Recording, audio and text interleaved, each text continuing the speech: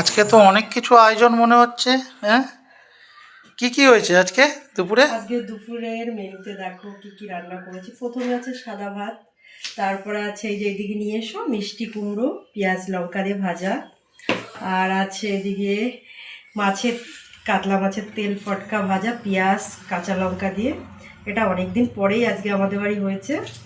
আর এদিকে আছে টমেটোর চাটনি আম দিয়ে, আর আছে এদিকে কাঁচা লঙ্কা দিয়ে মাছের ঝোল আলু দিয়ে, যেটা কিনা খেতে কিন্তু অনেক সুন্দর হয়েছে। ভাত আছে। তো আমি আজকে প্রথমে খাবো হচ্ছে মাছের তেল ফটকা দিয়ে, খেতে কিন্তু বেশ ভালো লাগে। তো সেটাই একটু নিয়ে নিই, দেখো একটুখানি নেব, বেশি নেব না।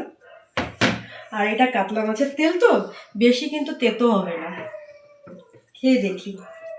একটা কাঁচা লঙ্কাও আমি নিয়ে নেব, কাঁচা লঙ্কার সঙ্গে কিন্তু মেখে খেলে কিন্তু বেশ একটা সুন্দর সেন্ট বেরোয়, আর খেতেও কিন্তু অনেক সুন্দর লাগে।